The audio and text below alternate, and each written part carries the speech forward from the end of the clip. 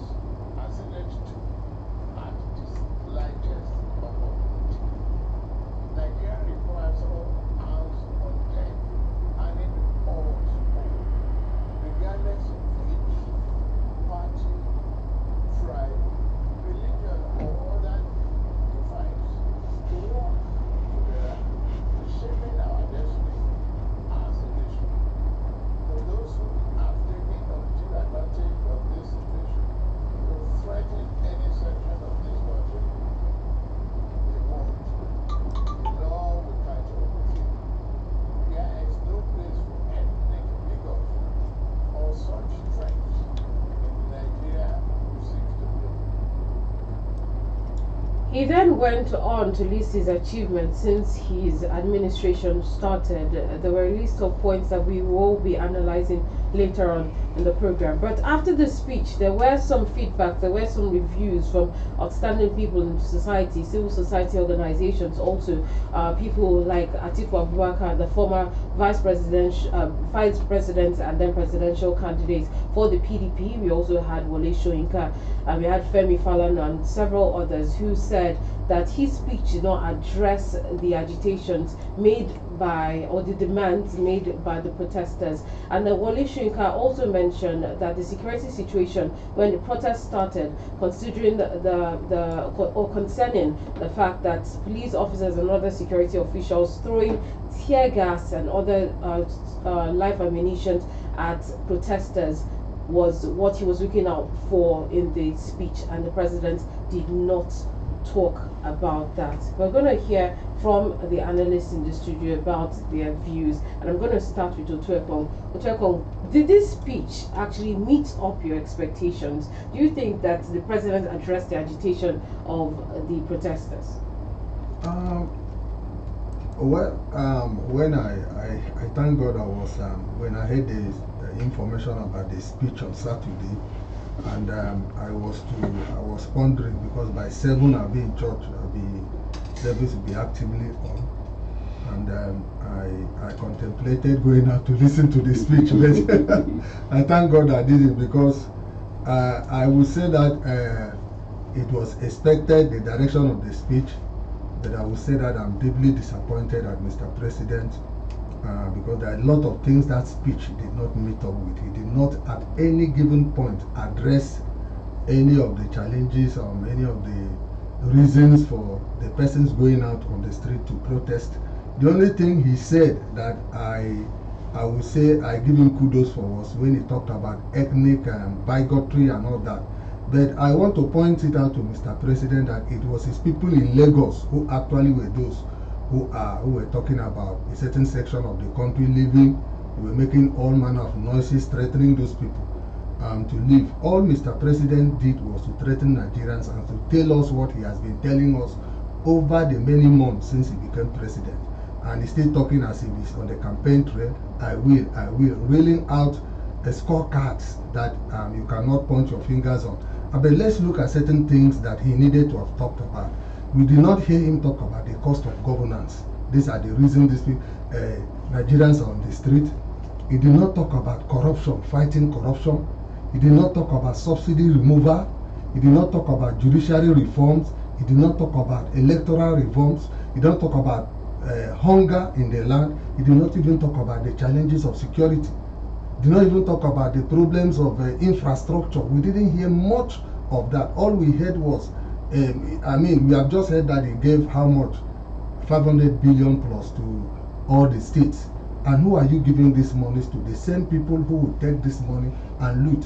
I've said here on this program before that the only duty of Mr. President is to make sure that every institution of state is working optimally. Right to this moment, we are yet to see it. That is the challenge I'm having. So, Mr. President, I was deeply disappointed at that speech. That is the way it was to me. Okay, actually, a lot of people have felt, differently concerning the president's speech. Let me come to you. Endurance. Some say the president's speech was more or less like a page out of a political party's manifesto. Did you actually see the president's speech addressing the key issues of the protesters, including electricity tariff hike? I must say, with all the amount of sincerity, as a as a non-intruder, or not standing in either side, that the president failed to address the major issues. All right, the president, like as mentioned by some of those that analyzed earlier, like Wole Soyinka and Atiku, while the protest has been on, what has been happening? What is the action of the security operatives that led to the massacre we are having across board in the nation. Like I said, when I entered here to greet fellow citizens, I said, if you observe, I'm having a very moody, I'm very tense. I must quickly use this opportunity to send my words of sympathy to the family members of the victims, those who lost their life. Protest is not out of points in a government when the people feel bad about the leadership. And what these people were seeking, has been just to have a fair treat in our own nation. And then in events whereby those who went out to make this agitation, a good number not returning back to their houses alive. Many were parents, others were children whose parents were looking up to, and then still wives to mothers to other persons. So the things I expected the president to address, which we shall analyze them in the course of this discussion, I did not see the president addressing any of those items in his speech. So that was so disappointing of Mr. President. Let's go into what you were expecting from this speech. What were the areas that you didn't see the president analyzing? All right. Course of governance. Very, very important. I wanted to hear Mr. President say, going further, I am going to resize my cabinet. You know, in the history of Nigeria, this is the first time we are having the highest number of cabinets of the presidency. It's as if the president used the office to reward supporters, political supporters. And that is so uncalled for. It is really bad, especially at a time where Nigerian is going through this difficulty trying to feed, and then the cost of governance is high. That means it's against the majority of the Nigerians. All right, I was expecting Mr. President to address the issue regarding some decayed infrastructures in the society that has been left by the previous administration. This has always been my concern, consolidation. Look at the road, like economic road, like Calabar Itu Highway. I was expecting Mr. President to mention what he's doing about completing these roads, this project, decay projects, abandoned projects. But Mr. President did not address them. I was expecting Mr. President to talk about some of the facilities. I'm talking about government, federal government-owned facilities across the nation, like some of the housing projects, a whole lot of them scattering about. I was expecting Mr. President to address how we intend to already consolidate on those decayed ones, and those ones that ought to be retrieved, and those ones that maybe should be sold, that the money should be converted to something else, something important.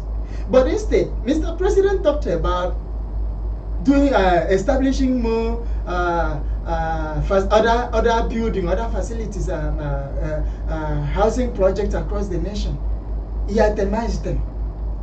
Still, to expend more resources, the scarce resources.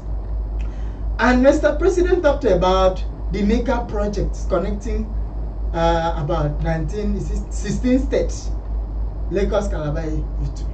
That is such a MECA project. Do we really need that at this time?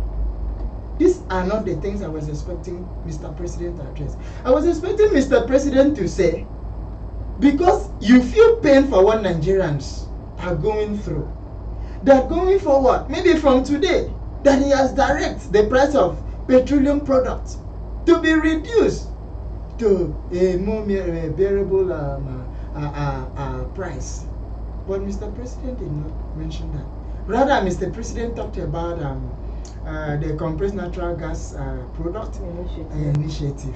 And this they have been preaching over the years, that this will, like Tucum said, it seems like they are still on a campaign comments, as if you are still. I'm not saying the president addressing the situation, the problems, the agitation of the citizens. So it's already a call for concern. Other points I intend to bring up in the course of this our discussion. So I felt highly disappointed. All right, that's your view, and you are entitled to your own opinion. Otreko, aside from the the faulty mechanism, scripted mechanism of the president's address, let me say so. Some people feel that speech, that address, had leaked prior to the presentation of presentation by the president. Yeah, even though in several countries of the world they give out those speeches to the president doesn't write the speech, as you know. Most leaders, in fact, even their manifestos are written. They don't even know the content of the manifesto. Most across the globe, that is it. But in most other places in the world where you have quality men sitting on the seat of power, they take time to go through. It has to reflect what they have in mind. But in Nigeria, it doesn't, because the politician doesn't care. He's just doing that for show, for the public, not actually to really use it as a tool, a document for development. They don't do that for that reason. So he doesn't write the speech, and normally they will give out that speech some few minutes before it comes out. But it is very shocking just to show those who are around him that these challenges we are facing has eaten deep into the lives of Nigerians. So that thing was leaked, I think, about 6 hours before he actually came out with the speech. So it shows you what is the challenges that we are facing in Nigeria as we speak. That speech didn't touch anything that is significant. It didn't really push Nigerians to really say, I want to really lay down my arm. I want to really come out completely to support Mr. President for whatever he's doing.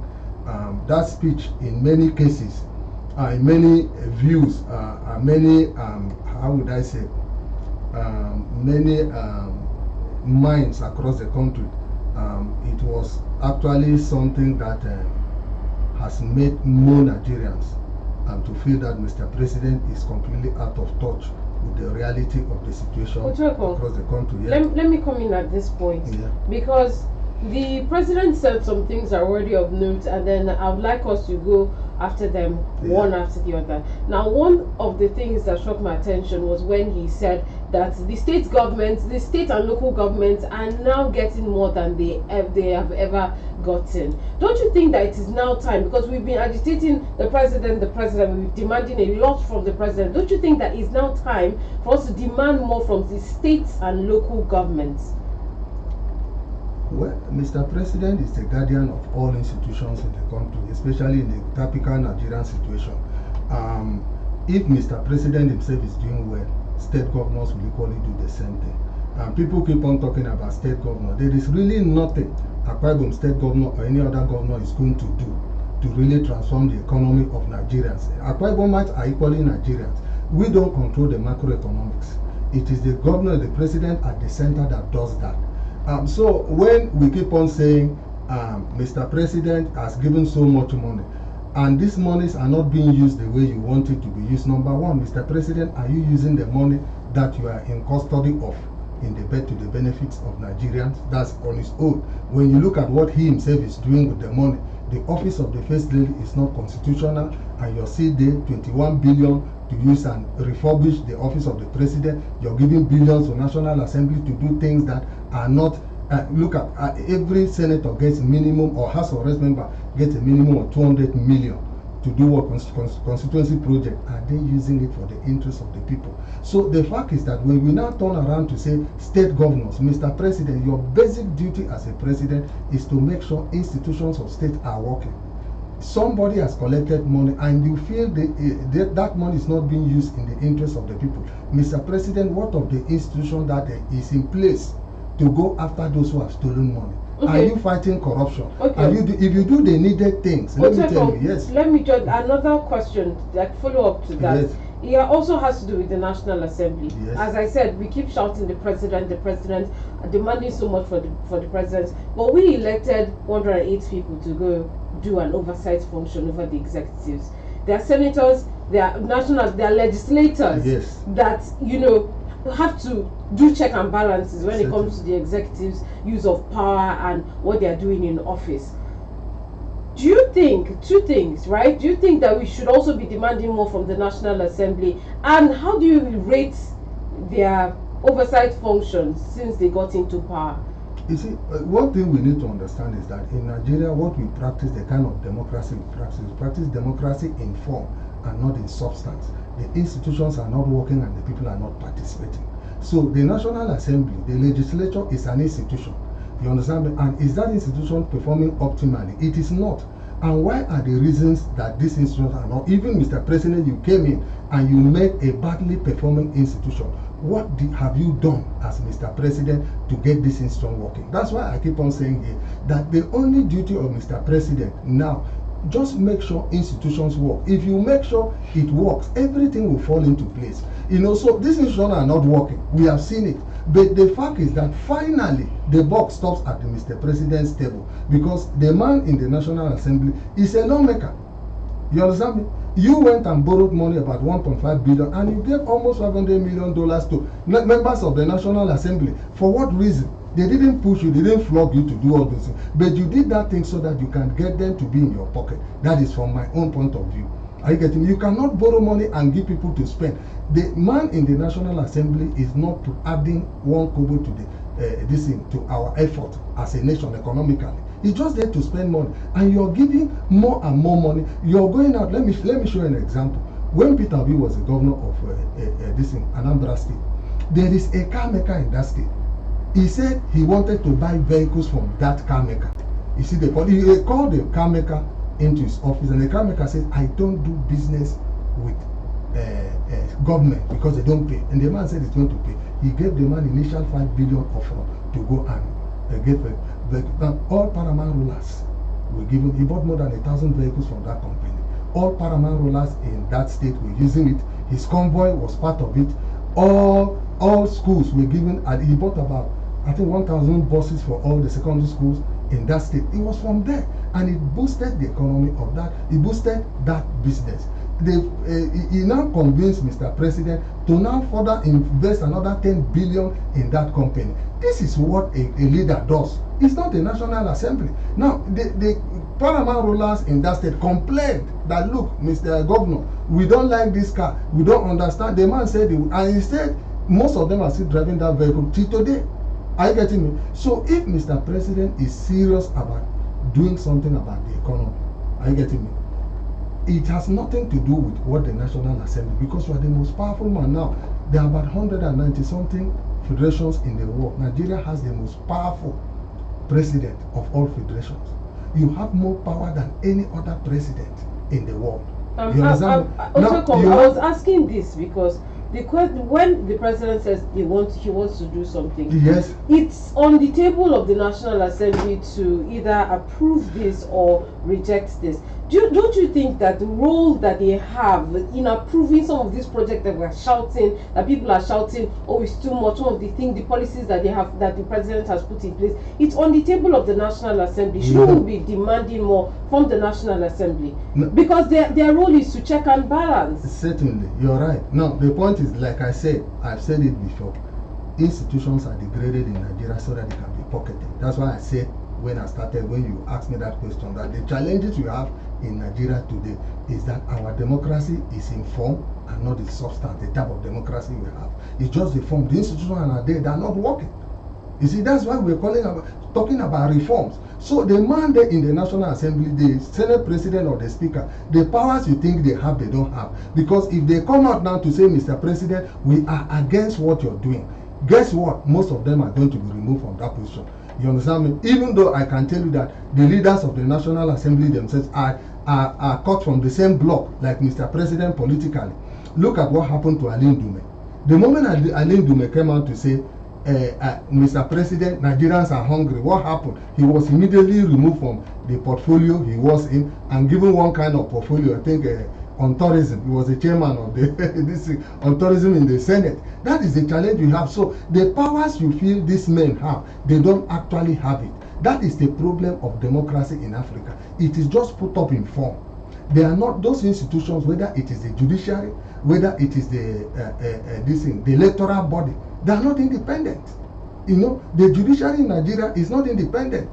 The National Assembly is not independent. The military is not independent. I remember President Obama, when a black man was being treated badly by policemen, a neighbor called, and he came out to say something. The police institution came out and said, Mr. President, it is not your business. You have internal mechanism to sort out those things. Institutions are strong. Our own institutions are not strong. So when you see a president coming to power, and instead of building strength in institutions, is building strength in himself, you now know that that leadership is not going to deliver to the people the dividends of good governance. I'm not even talking about the dividends of democracy.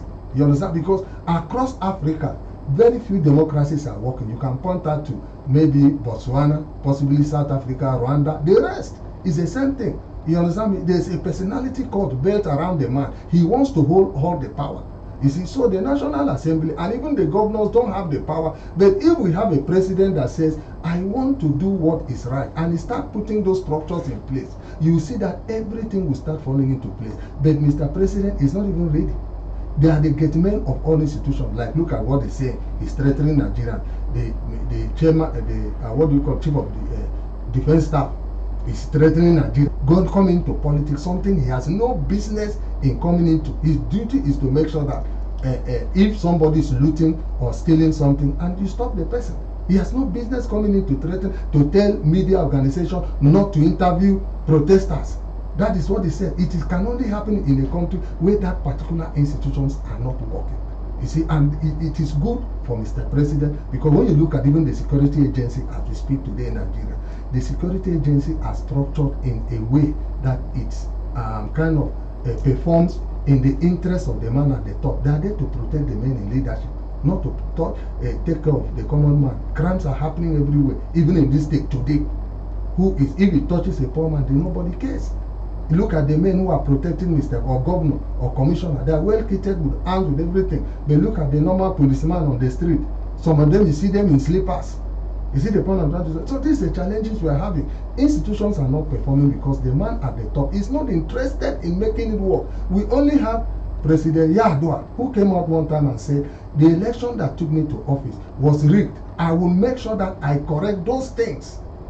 And he died before he could effect those changes he wanted to. That is a president that wants to do what is right. But we have not heard this president do anything. The speech has not touched on the curtain. Like I said, look at the cost of governance. Is he talking on that? The president of Kenya came out and said, I have done away with the office of the first lady. I have removed all my commissioners. Let me tell you, America has only 15 ministries. That's the biggest economy in the world. Only 15 ministries. Only 15 ministries.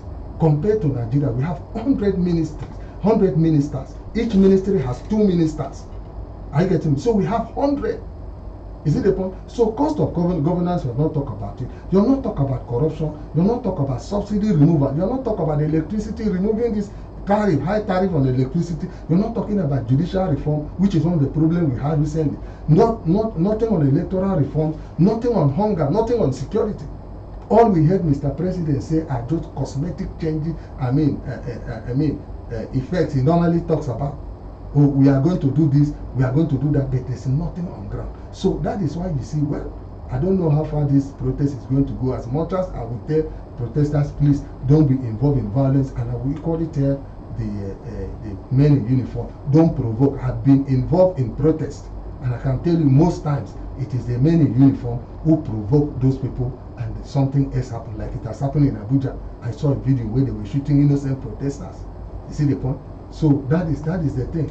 So Mr. President has to stand up and tell Nigerians what they want to hear, something that touches their lives. That is the way to go. Okay, Endurance, let me come to you. In Kano, some demonstrators were seen with the Russian flag, demanding that Vladimir Putin should come to Nigeria and serve them. What's the implication of this?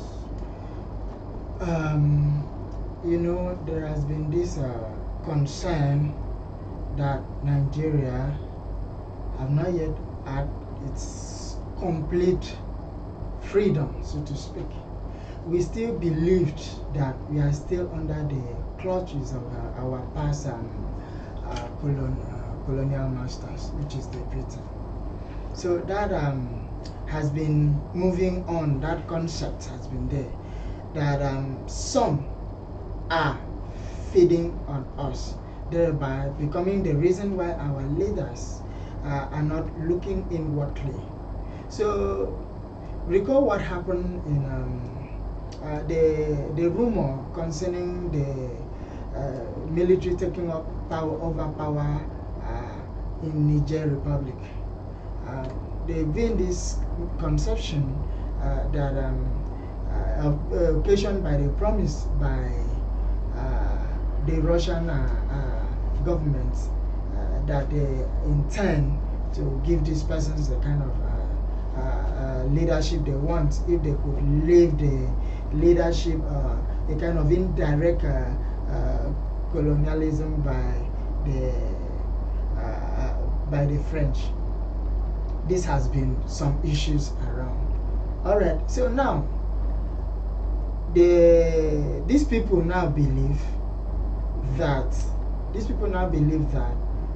because of what they are conceiving, that the Russians may likely bring a solution to the problem. But however, I don't subscribe to that. Yes, I don't subscribe to that. It is uncalled for to begin to... Isn't it reasonable? Well, I would say yes. I would say yes. Yes, it's very wrong. Very, very wrong. Nigeria is a sovereign nation. Nigeria is a sovereign state. We had our independence, and we can do our thing independently. We could only seek maybe support. Yes, it's nationally, internationally accepted. Maybe support in terms of when there is a need for support regarding some situations in the nation. But having to do with calling for other people to come take over the leadership of Nigeria is so uncalled for. These are the kind of things that should not be taken lightly. So we should understand that we can do it on our own. We have that mindset to put things right. So there are things to talk about at a time like this. We should not begin to hit the polity and begin to call on the attention on ourselves, making it look as if we cannot do it. And if you're talking about neo-colonialism, yes, then we should be looking at, they should be looking at Britain, not Russia. Well, I still keep wondering why they would rather prevail Russia, because Russia already, we know, Russia, even if I were personally, I were to be interested in a new colonialism, I would never subscribe to looking at a country, a nation like Russia. No, Russia. Should this even be? Should this even come up? Should this even be a conversation? Should this even be part of the demands of the protesters? Already I condemn this. Yes, I said that it's uncalled for. I said so. Yeah, it's uncalled for. You have something to say. Yeah. You know. The fact is this, that it is just an opinion of people who are protesting. That is number one we need to know. I remember in Kenya some years back, there were some people who were protesting that British would come up back and rule them. It's not a treasonable offense. It's just the opinion, personal opinion of protesters who are hungry. And why are they doing what they are doing? We need to look at the facts on ground. In Niger Republic, you have a military regime that took over from the so-called democracy. Like I said, in African democracy, it is a democracy in form and not in substance. The substance of democracy, which is people's participation and the enthronement of institutions of states, is not there. It's not happening. You know what Abdul Rahman, whatever they called the other president, did? You know, he didn't do well. Now, in that country, France was taking away uranium yearly worth about 53 billion euro. And giving back to Niger Republic only $800 and something million. The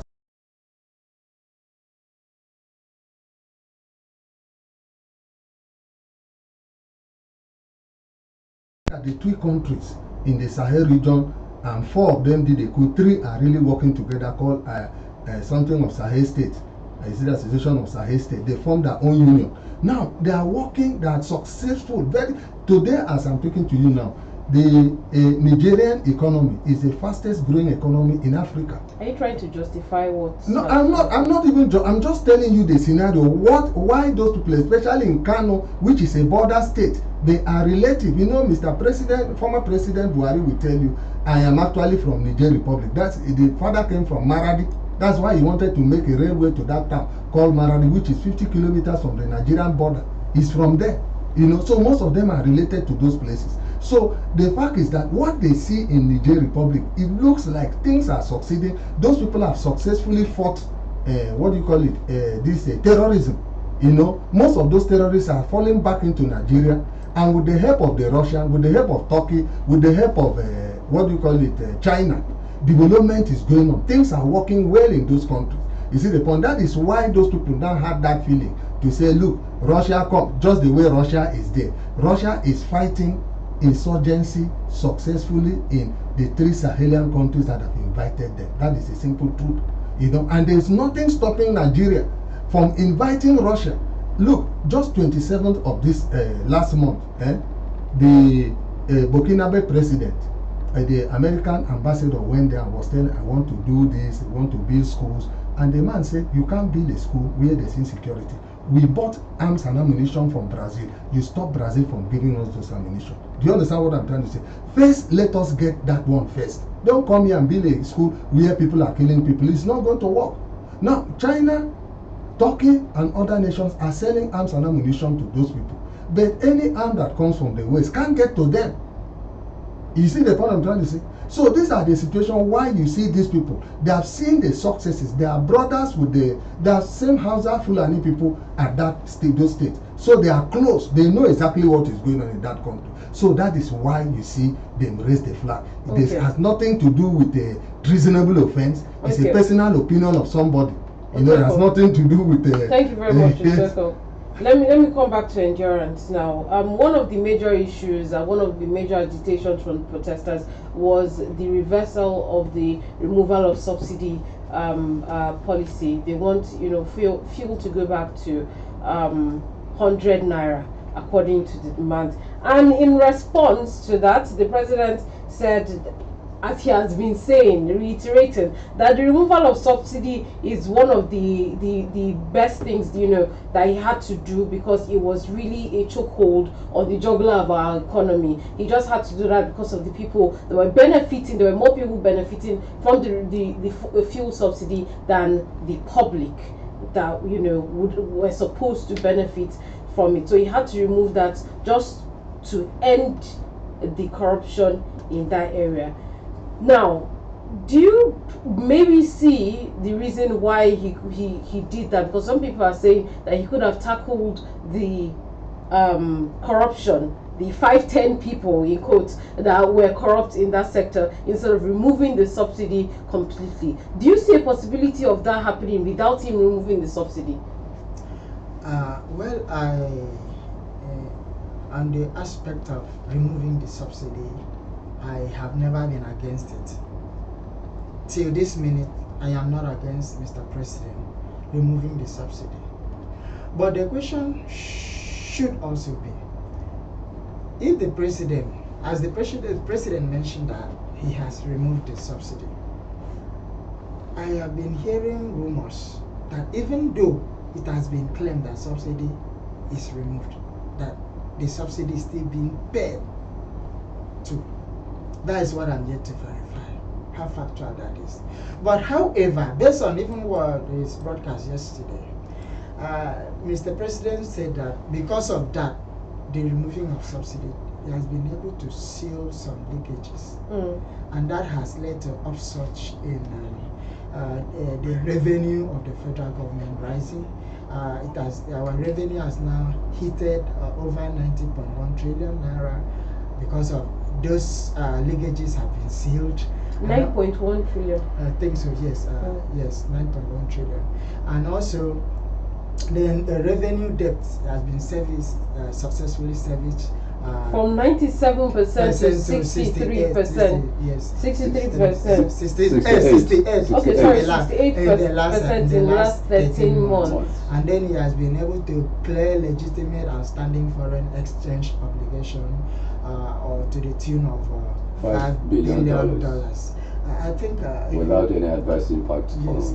So if you look at that, technically, if you look at that, I am not an economist, but to an extent, at least I did a more of economic though while in secondary school. I was also a good economic student. So I would say, while trying to blame Mr. President to the left, a little blaming him to the left, also look at it technically. You know, one thing about leadership and architecture, you, the one sitting on the seat of power, what you say is far beyond what others in the crowd says. And then you may not don't likely really need to take a decision, or unlike a father in the house that has many children. The children keeps crying, I want to eat this, I want to eat this one, I want to eat this particular food. And then you already know how much money in the pocket. A good number of these children does not like the particular meal you want to present to them. But you know other debt responsibilities of the family that you have to sort first. And then, that is where leadership comes in. If you now consent to the demand of these children now, by giving them what they want at that point, at the end of the day, you might end up destroying everything, because the huge responsibility which you have not disclosed to the children, yes, it's not necessarily you must disclose to them out there. Okay, I'm not defending Mr. President. I want us to look at some of these things side by side technically.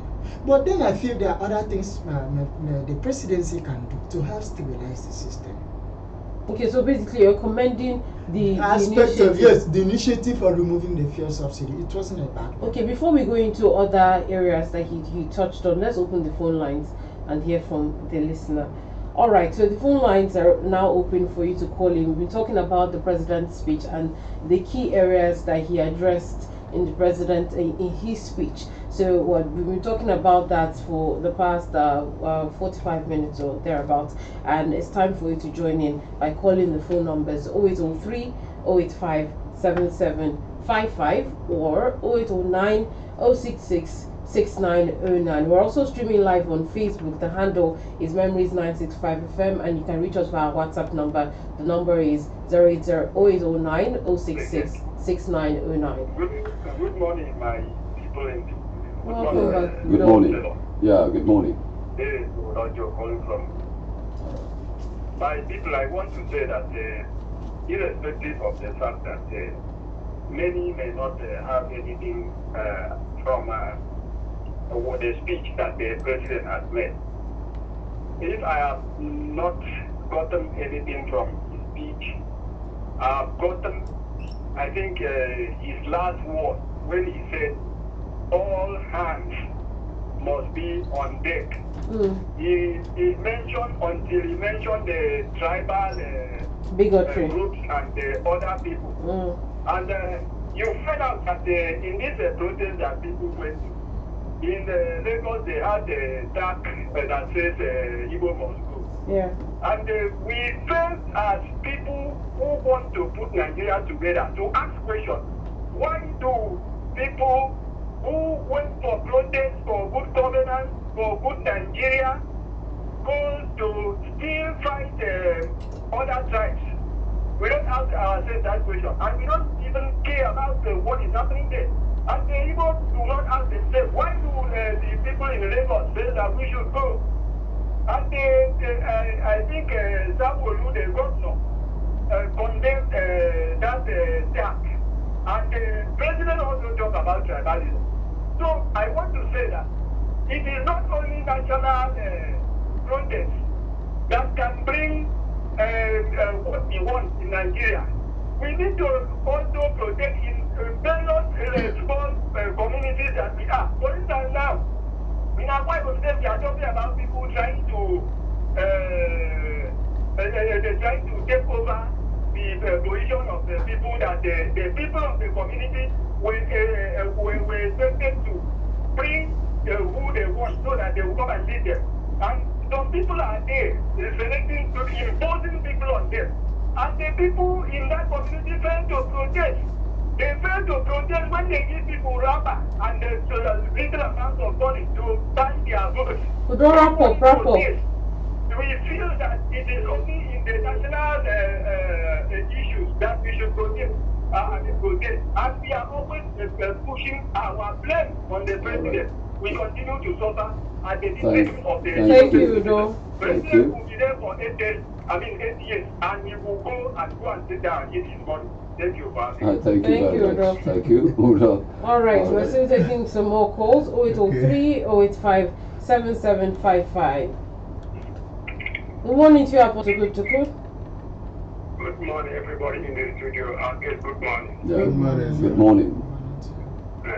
It's Apostle Kiss me, John Presley. Somebody called Kiss me. Apostle Tuku. Here you are. It's a good time to join the people. I love listening to Newsroom radio. Thank you. And people, about the flag of Russia we carry in Abuja, Lagos, in other places who were protesting.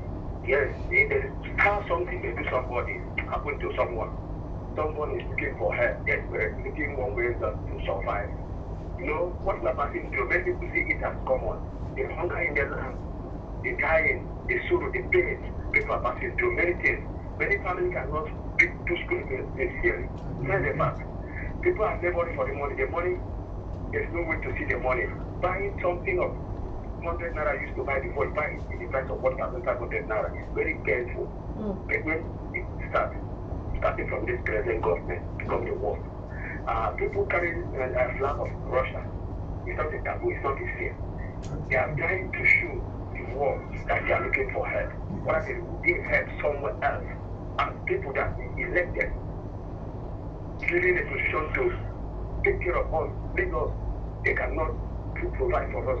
That's reason number one. Second, again, people will protest it for fuel increase, other things, removal of subsidy, which brings lamentation with sorrow, with pain, with many things during in a nation that Nigeria cannot be level as it used to be level ground before. Then upon that, at the speech, we don't get any better word about the price of fuel coming down to 100 naira. I want on the issue of the speech because we can't get there. I look at in my own side, I don't see any good word that coming out for our own favor. Sincerely, they were giving an account of what they have achieved in this present government. Understand? Please, let me ask you a question. Is this so in other places? As I'm saying, I'm crying. Sincerely, is this so in other states? Fuel are selling 1,000 naira. Here, fuel are not selling 1,000 naira in other states. Apostle, wrap up. We don't have time. We did not protest. We did not protest. The people are costing 1,000 naira in Abuja. What is the cost?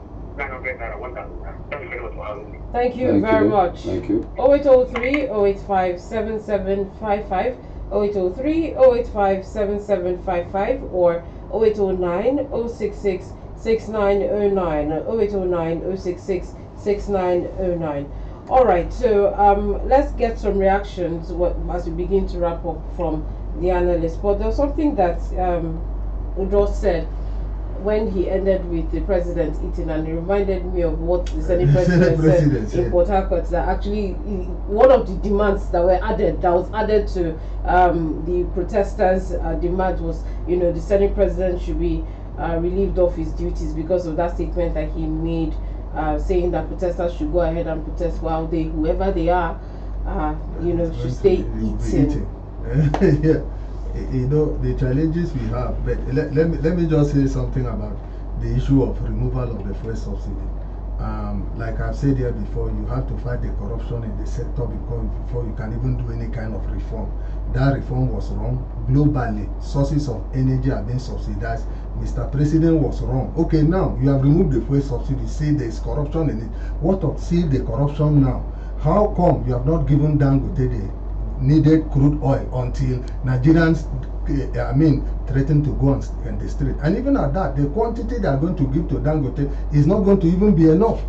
You see the point I'm trying to say? The idea is to give Nigerians the sources of energy that they can afford in every country of the world that is developing or developed.